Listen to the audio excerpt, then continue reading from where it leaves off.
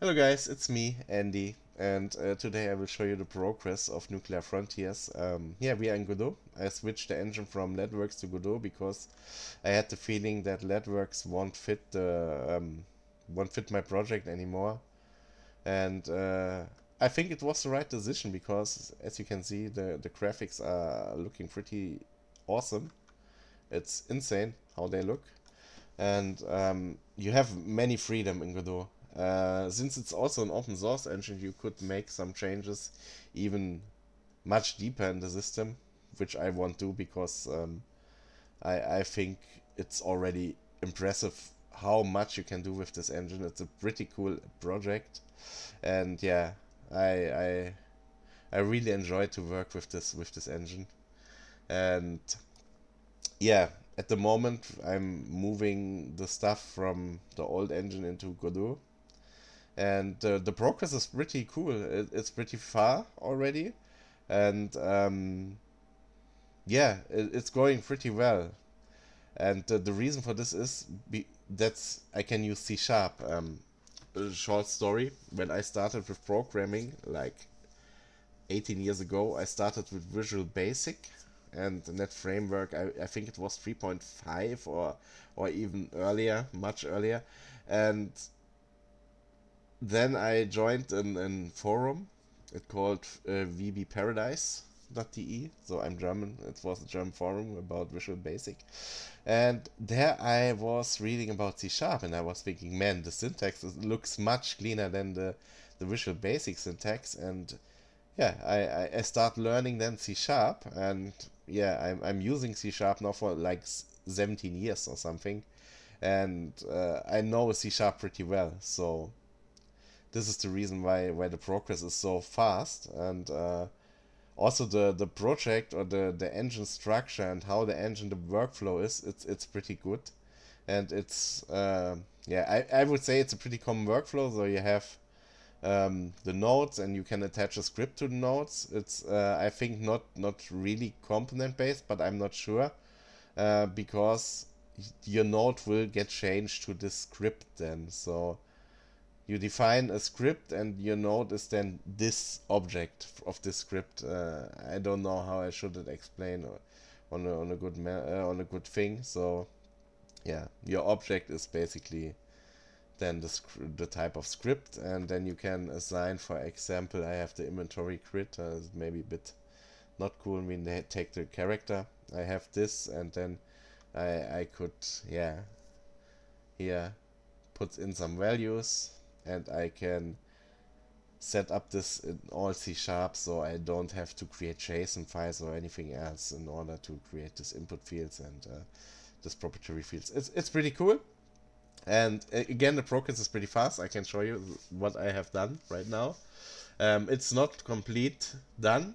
The stuff you can see here, it's on work in progress. So as you can see, we have a fully functional player controller. We can move around, and can explore the world. Then we have here an enemy. He is not shooting back or something. It's just a dummy. I can shoot to him, and he will despawn when he's dead, of course. Then you can make a die animation and some other stuff. We can reload the weapon, and we can loot items. Yes, I'm working right now on the inventory, and I think the inventory is better than even before, because as you can see, we have here a fully working grid-based inventory. I can put this out, move them into this inventory, move them here around, or even drop them back. So yeah, we have a fully functional grid-based inventory right now, and I think this makes the gaming the experience for you even better, because yeah, you can simply order your stuff for yourself, and it's working pretty good. So every inventory you see here, the player inventory is their own inventory. This loot box has its own inventory, and this loot box in there has its own inventory. It was empty. It was kind of sad because yeah, it's a show effect. So if I put this, for example, in here, And if I put then this in here, you can see here it is this item, and here it is this item. So yeah, I could use them as storage boxes, but they will respawn loot at some point. So the loot at some point will get deleted and the item would be gone. I'm not sure if I should do this or not, because at some point you need to have new items in a survival game, otherwise it was simply not possible to move further anymore.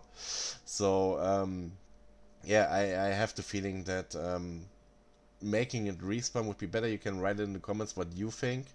There will be, of course, an option to create loot boxes that you can craft them. And I'm not sure if it will be possible to harvest trees, to chop trees. I'm not sure about this. And we will see. Maybe, maybe not. This is something I don't know. And yeah, this is the progress from the game right now. It's in a pretty early state. I work now for 1 week on the project.